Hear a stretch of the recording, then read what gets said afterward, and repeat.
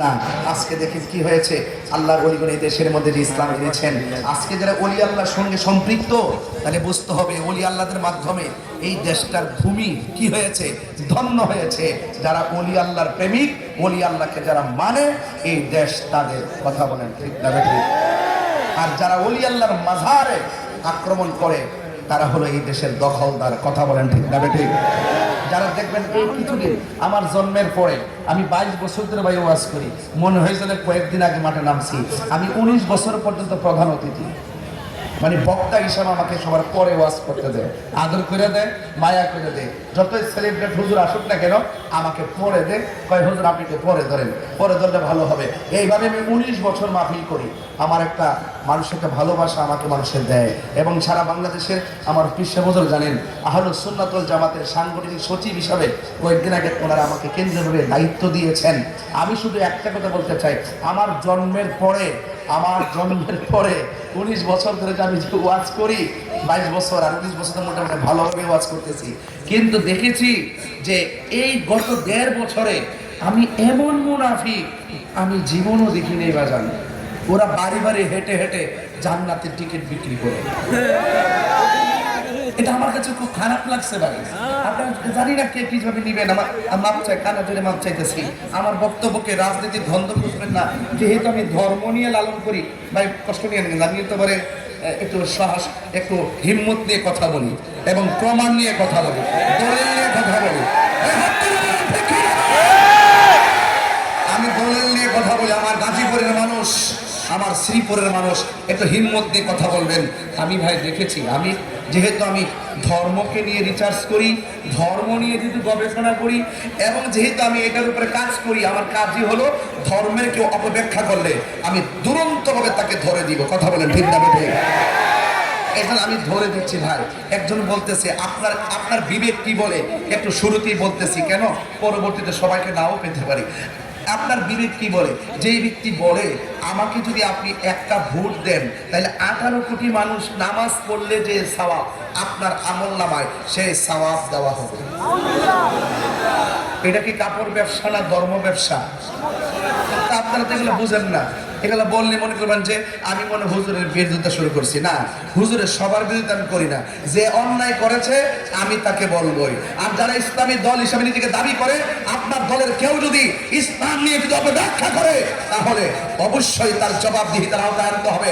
আর না হয় এই দেশের মানুষ যা তামসা দেখেছে, এই দেশের মানুষ ইসলাম নিয়ে যেভাবে একটা মানে নিউট্রাল জায়গা থেকে, নিরপেক্ষ জায়গা থেকে একজন মানুষ যখন ধর্মের কথা বলে, তার প্রতি যে একটা রেসপেক্ট ছিল, এই রেসপেক্ট গুলো আমাদের মতন টুপিওয়ালা, পাগড়িওয়ালা এবং বিভিন্ন সেমিনারে আমাদের সমহান জায়গাটাকে কলুষিত করে দিচ্ছেন। আর যদি কলুষিত না করতেন, তাহলে আপনি কেমন করে বলতে পারেন রোজা আর পূজা এক কতই? কথা বলে ঠিক না ঠিক? এগুলা থেকে খেয়াল রাখতে হবে, এগুলো খেয়াল রাখতে হবে। আবার গিয়ে মন্দিরের সামনে বলতেছে আল্লাহ প্রশংসা করতেছি, আপনাদের পূজায় এসে অংশগ্রহণ করতে পারতেছি। এগুলা কি কোনো ধর্মের কথা হইল? তাহলে এই সমস্ত লোকদের পাল্লায় আপনারা পড়বেন না, যারা ধর্মের নামে অপব্যাখ্যা করে, মানুষের ইমোশনাল, মানুষকে ব্ল্যাকমেইল করে, যারা মানুষের আবেগকে পুঁজি করে, বিভিন্নভাবে অপব্যাখ্যা করে, আমাদেরকে বিভ্রান্ত করছে। এদের কাছ থেকে দূরে থাকতে হবে। কথা বলেন ঠিক না ঠিক? আমার কথা কি আপনারা রাগ করতেছেন, কষ্ট পাচ্ছেন? এরকম লোক আপনার এলাকা হয়তো নাই, কিন্তু অনলাইনে কিন্তু অভাব নাই, আছে কি না? বাড়ি বাড়ি দেখবেন কাফেলা পাঠাই দিবে। হ্যাঁ, কাফেলা পাঠাই দিবে। এই সমস্ত অপব্যাখ্যাকারীদের কাছে যাবেন না, কারণ এদের কাছে দেশ এবং ধর্ম কোনোটাই নিরাপদ না। কথা বলেন ঠিক না ঠিক? কারণ আল্লাহর ওলির পক্ষে যারা আছে, এই দেশের মাটি হলো তাদের। ওলি আল্লাহর বিরুদ্ধে যারা কথা বলে, যারা ওলি আল্লাহর মাজারকে ভাঙচুর করে, যারা 14 দিন পরে লাশ কবর থেকে তোলে, আগুন দিয়ে পুড়িয়ে দেয়, এরা এই দেশের দখলদার। কথা বলেন ঠিক কিনা বলেন?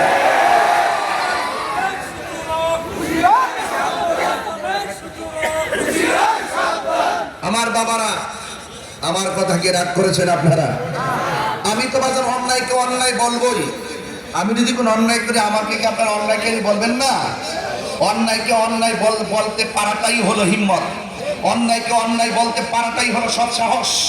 আপনি বলবেন আল হাক্কু মুররুন, সত্য তিক্ত হলেও আপনাকে বলতে হবে, কারণ সত্যের নৌকা 7 বার ডুবলেও 7 বার ভাসিয়ে দেওয়ার মালিককে বাস। এই দেখেন বিগত 1.5 বছর আমার ব্যাপারে অনেক ধরনের লেখালেখি, অনেক মামলা।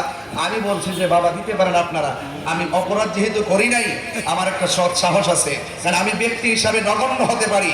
এই দেশে কোটি কোটি সুন্নি জনতা নবীর প্রেমিক আছে, কথা বলেন ঠিক না বলেন? ওলি আল্লাহর প্রেমিক আছে না নাই বলেন? আল্লাহ আমাদের সকলকে বোঝার তৌফিক দান করুন, বলুন আমিন। বলুন ইজ্জতের মালিক কে? হায়াতের মালিক কে? মওতের মালিক কে? এই মাহফিল এনেছেন কে? আমার পূর্বে যারা আলোচনা করেছেন সবার প্রতি আমি শ্রদ্ধা রেখে বারবার শুধু ওই ঘটনারই অবতারণা করতে চাই, ইসলাম নিয়ে অপব্যাখ্যার কোনো সুযোগ। আপনাদেরকে আমার কথার সাথে একমত? কারা কারা একমত একটু হাত তুলেন তো দেখি। নারে তাকবীর। অনেকের এক হাত উঠছে এদিকে। নারে তাকবীর, নারে রিসালাত, নারে গাউসিয়া, আহলুস সুন্নাত ওয়াল জামাত। তুমি কে, আমি কে, বাস বসুন। মোটামুটি একটা সাইড শেষ করছি, মাঝখানটা আরো কিছু আছে, এগুলো আমি ধরবো। কথা বলেন ঠিক না বেঠিক? হ্যাঁ, কত বড় বিয়াদুরিমূলক কথা। হুমায়ুন ভাই, বাচ্চু ভাই ওয়াজ উঠতে বলতেছে মা খাদিজাতুল কুবরা জীবনে নাকি নামাজ পড়ে নাই, জীবনে নাকি পর্দা করে নাই। এই সমস্ত কথা কি গ্রহণ করা যাবে? অথচ যে খাদিজাতুল কুবরাকে স্বয়ং আমার আল্লাহ নিজে সালাম দিয়েছেন। সুবহানাল্লাহ কথা কেন? হ্যাঁ, নিজে সালাম দিয়েছেন। এই জন্য মান সাল্লাল্লাহু আলাইহি নবী সাল্লাল্লাহু আলাইহি ওয়াসাল্লাম খাদিজাতুল কুবরা ওয়া জাফর ইবনে আবি তালিব, ওয়া আলী ইবনে আবি তালিব ওয়া জাফর, রাসূল করিম সাল্লাল্লাহু আলাইহি ওয়াসাল্লামের সাথে সর্বপ্রথম যেই মহিলাটা নামাজ পড়েছেন সেই মহিলাটার নাম হলো হযরত খাদিজাতুল কুবরা। জোরে কন্যা সুবহানাল্লাহ। এরপরে যে নামাজ পড়েছেন সে হলো মারিফতের সম্রাট, বেলায়েতের শাহানশাহ হযরত মাওলা আলী কাররামাল্লাহু তাআলা ওয়াজহুল কারীম। এরপরে যেই লোকটা নামাজ পড়ে সে হলো হযরত জাফর। চিৎকার মেরে কোন সুবহানাল্লাহ। আর তিনি বলতেছেন জীবনে নাকি নামাজই পড়ে নাই। তাহলে এই কথাগুলো যারা বলে এটা কি ব্যাখ্যা নাকি অপব্যাখ্যা? গতকাল শুনতেছি একজন আলোচনা করতেছে যে এই বাবা এই একটু কথা বলবেন না প্লিজ প্লিজ, একটু সময়, ওরা মাঝে মাঝে একটু কাজ করতে পারে। আওয়াজ করে বলেন আল্লাহু আকবার, বলেন ইয়া রাসূলুল্লাহ। আমরা নবীর প্রেম চাই কি চাই না? তাহলে ইসলাম কি মারামারির ধর্ম না শান্তির ধর্ম? ইসলামে প্রবেশ করবেন 80% না 100%? যদি কোনো পার্সেন্ট বাদ থাকে সে কি মুসলমান হতে পারে? অনেকে আছে অর্ধেক মানে না, স্বার্থের জন্য হলে মানে, স্বার্থের জন্য হলে মানে না। এই জন্য যারা কিছু কিছু সময় ব্যক্তি স্বার্থ হাসিল করার জন্য যারা কখনো ইসলামকে ব্যবহার করে এদের পাল্লাই পড়া যাবে। এবার আমরা সুন্নিরা নিয়ত করছি, সুন্নি কমিউনিটি এই দেশে 65% হলো সুন্নি মুসলমান। এটা হয়তো আপনাদের অনেকের অজানা, আপনারা হয়তো জানেন না, কারণ সুন্নিরা খানকায় ছিল, এই জন্য সুন্নিরা এখন আর খানকায় নাই, এখন সুন্নিরা রাজপথে নেমেছে। এই দেশে ইনশাল্লাহ আমরা সুন্নিরা এবার সিদ্ধান্ত নিয়েছি যে এইদিকে যাব, একদিকে যাব, যার সাথে যাব একসাথে যাব। বুলেটে জবাব হবে না, এবার ব্যালটে জবাব হবে। কথা বলেন ঠিক না বেঠিক? রাজি আছেন না নাই বলুন? আল্লাহ আমাদের সকলকে বুঝার তৌফিক দান করুক, আমিন বলেন। এই জন্য ওই সমস্ত অপব্যাখ্যাকারীদের ফান্দে আপনারা পা দিবেন। আমার আব্দুল্লাহ গতকাল লাল দিঘির ময়দানে এক হুজুর বলছি, আমাদের এক আল্লামা শাইখ আবু সুফিয়ান খান আবিদ আল কাদরি হুজুর বলছিলেন যে যারা এই রকম ভাবে ইসলামের অপব্যাখ্যা করে জান্নাতের টিকিট বাড়ি বাড়ি বিক্রি করে, লাল দিঘির ময়দান যেমন নাম না, তাদের ইসলামও ইসলাম না।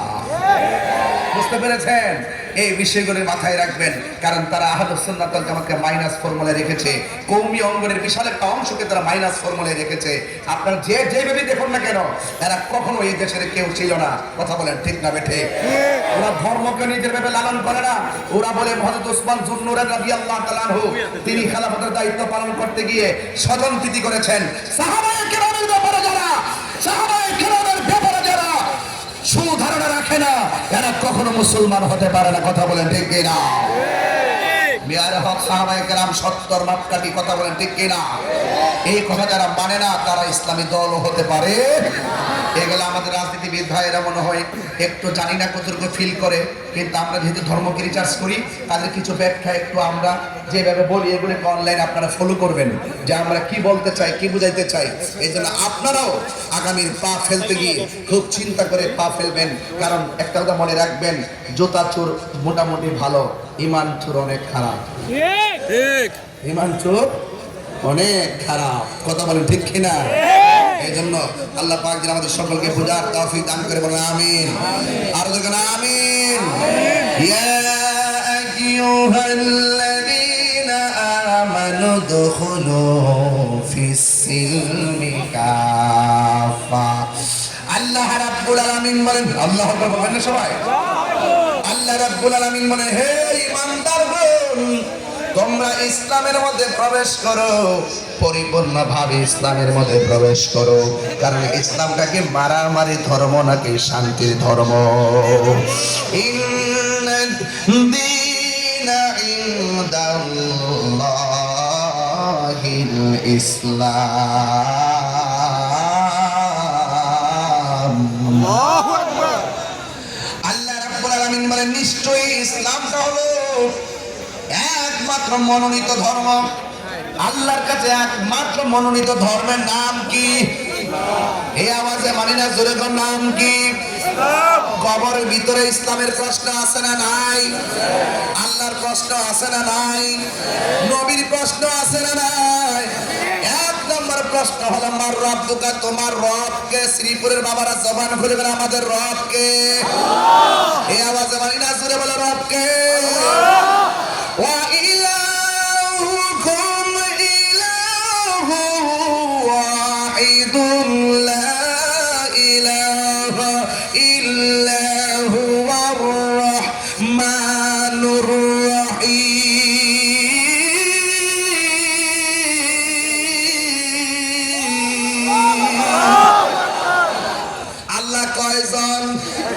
এই আওয়াজ মানে না কয়জন? কবরে যদি প্রশ্ন করে মার রব্বুকা, তোমার রব কে? আল্লাহ। এরকম না, আল্লাহ। আল্লাহ। তোমার রব কে? আল্লাহ। রব কে? আল্লাহ। ওয়া মা দীনুকা, তোমার ধর্ম কি? ইসলাম। বাচ্চু ভাই আমার যে রাগ জানেন, এক মৌলবী ওই দিন ওয়াজ করতেছে, কয় কবরের প্রশ্ন করবো। 2 নম্বর প্রশ্নটা ওয়ামান দিনুকা, ওয়ামান দিনুকা, তোমার ধর্ম কি? আমরা বলবো ইসলাম, ঠিক না? সে ওয়াজ করতেছে, কবরে 2 নম্বর প্রশ্ন করবে, ওয়ামা দিনুকা মানিল, তোমার দলের নাম কি?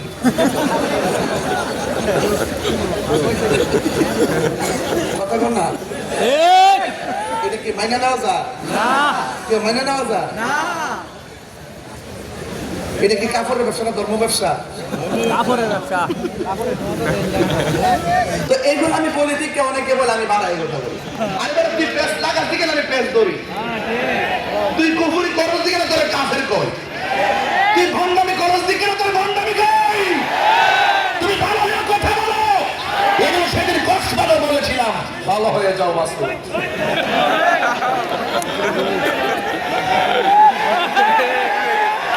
কথা বলেন ঠিক না? কবরে কি প্রশ্ন করবো তোমার দলের নাম কি, নাকি বলবো তোমার ধর্মের নাম কি? তোমার ধর্মের নাম কি? আরো জোরে বলনা মুসলমান, আরো জোরে। যারা অপেক্ষা করে, আমি সেদিন ওয়াজে বলছি মসজিদে কোনো রাজনীতি আলাপ চলবে না। এটা আমি বলছি একমাত্র ব্যক্তি, আমি বলছি হিম্মত দিয়ে বলছি, কারণ এই মসজিদের ভিতরে অনেক দলের লোক থাকে। আপনি যদি একটা দলের এজেন্ডা বাস্তবায়ন করার জন্য যদি আপনি কথা বলেন, তাহলে মুসল্লিদের মধ্যে একটা প্রতিক্রিয়া সৃষ্টি হবে, একটা সুন্দর জায়গা কি হবে, নষ্ট হবে। কথা বলেন ঠিক না বেঠি? কালকে দেখতেছি মসজিদের ভিতরে নিয়ে ছবি সহ পোস্টার লাগাইতেছে। এটা কি, এটা কি মানে মেনে নেওয়া যায়? আপনারই তো কিছু সাইজ আছে, এগুলোর কোনো সাইজ আছে।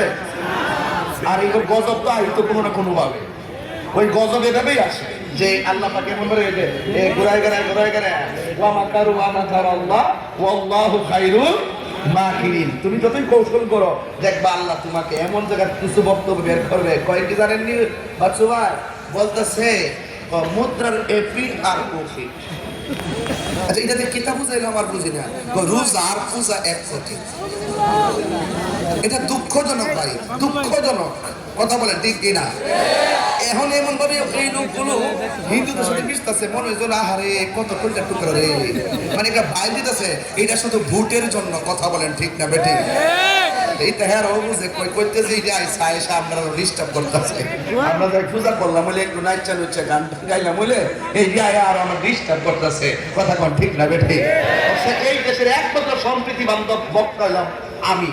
আমি যেভাবে কথাগুলো 5-7 বছর আগে বলছি, হিন্দু মন্দিরে যাবে, বৌদ্ধ পেগোড়ায় যাবে, খ্রিস্টান গির্জায় যাবে, মুসলমান মসজিদে যাবে, যার যার ধর্ম পালন করবে, কেউ কাউকে হস্তক্ষেপ করবে না, আমরা নিরাপদ দিব। তাই বলে আমাদের মুসলমানদের অস্তিত্বের জলাঞ্জলি যারা দিয়ে ইসলামকে কলুষিত করতে চায়, এদের সাথে কি আমাদের সম্পর্ক থাকতে পারে? আর এদের সম্পর্ক থাকতে পারে? বন্ধুরে, এই জন্য আমি বলেছি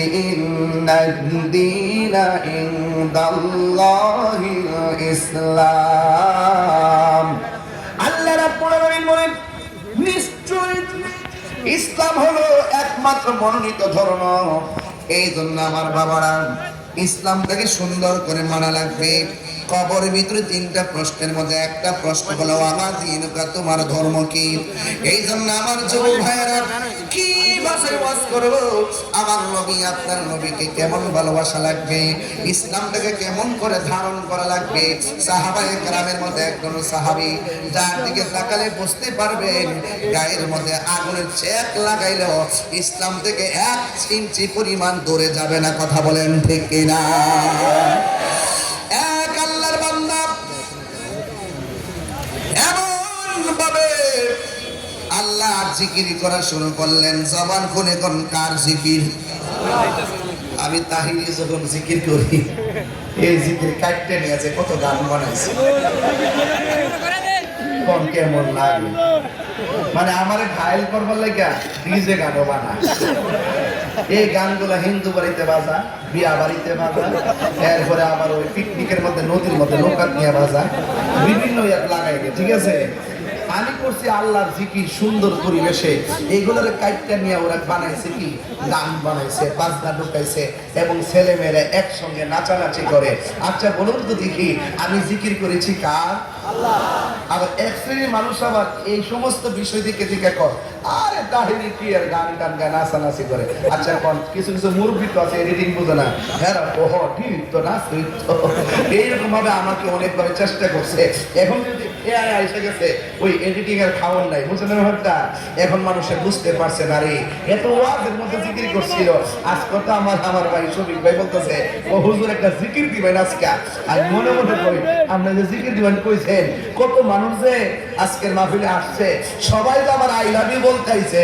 বিষয়টা কিন্তু এরকম না, কিছু কিছু মানুষ কিন্তু আইছে আমার দিকে কাইটতে নিয়ে সকালে বরাক বাদ দিবা লাগে।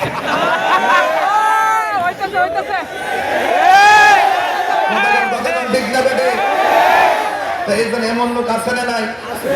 এজন্য আমি একটু সাবধান থাকি, এজন্য শুরুতে ওয়াজটাই শুরু করলাম।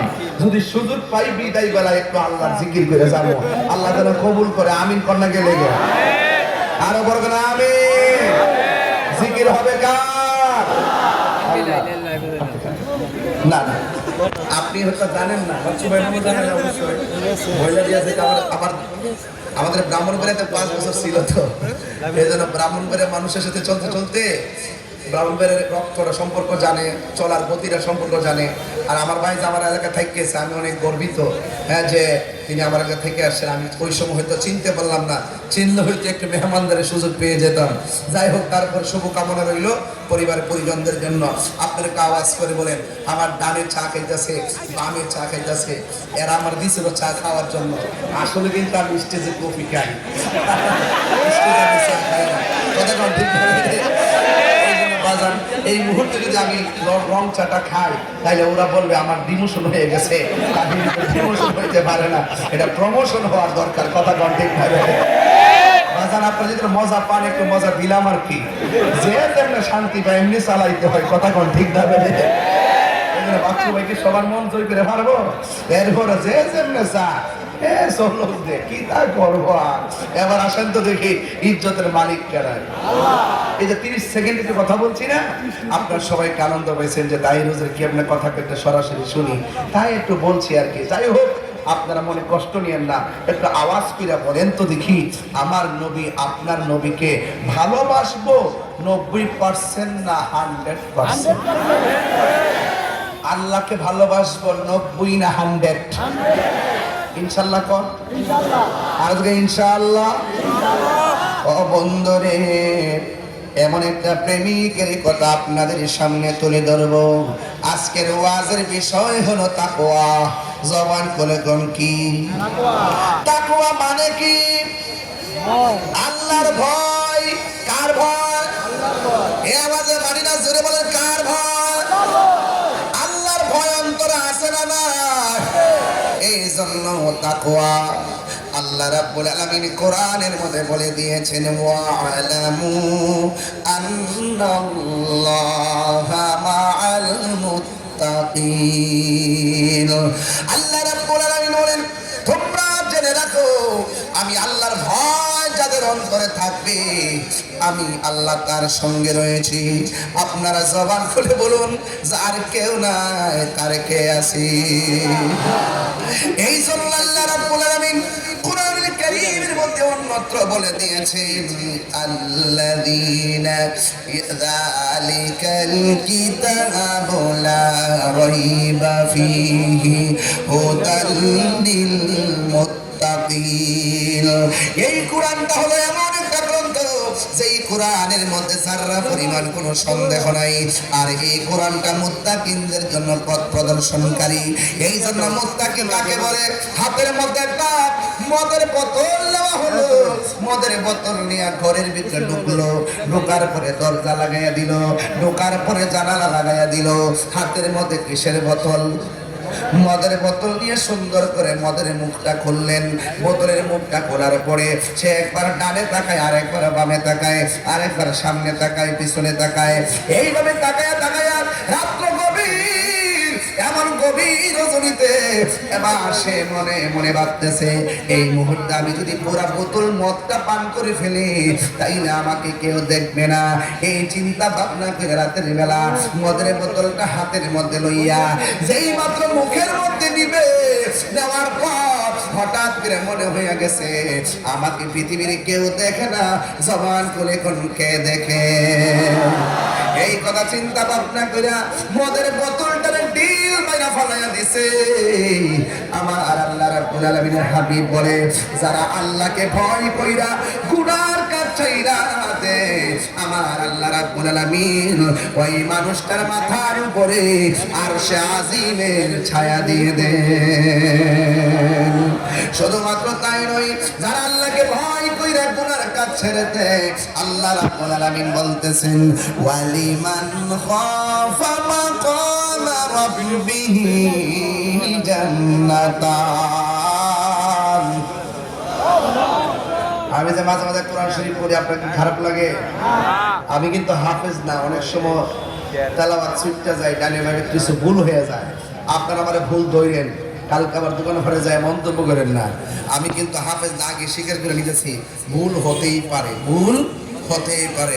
এটা আমার আবেগের কারণও হতে পারে, এটা আমার না জানার কারণও হতে পারে। এই জন্য বলেন, এই যে আয়াতটা পড়ছি, এই আয়াতটার অর্থ কি জানেন? ওয়ালিমান খাফা মাকাম রাব্বিহি জান্নাতান। আল্লাহ বলছেন, যারা আমি আল্লাহকে ভয় করে, আমি আল্লাহ তাদেরকে 2টা জান্নাত দিয়েছি। এই ছেলেরা জান্নাত চান কি চান না? গাঞ্জা খাইলে জান্নাতে যাওয়ান দিব? বাবা খাইলে ইয়াবা, ফেন্সি। ওদিন কুমিল্লা বিবির বাজারে গেছি, যাওয়ার পরে এক মাহফিলে জিজ্ঞেস করতেছি কারা নেশা করে, হাত তোলে। হঠাৎ করে একটা ছেলে হাত তুলে, হুজুর আমি নেশা করতাম, আজকের ওয়াজ শুনে নিয়ত করছি আর নেশা করতাম না। আচ্ছা বলুন তো, যে ছেলেটা দাঁড়ায় বলছে আর করবো না, আমি তো মনে করি কেউ গুনাহ করার পরে যদি খালেস থেকে তওবা করে, এই মানুষটার দাম আল্লাহর কাছে কম না বেশি? আর বলবেন কম না বেশি? এজন্য আল্লাহ বলছেন, যারা আমি আল্লাহকে ভয় করে গুনার কাজ ছেড়ে দেয়, আল্লাহ বেহেশত দিবেন কয়টা?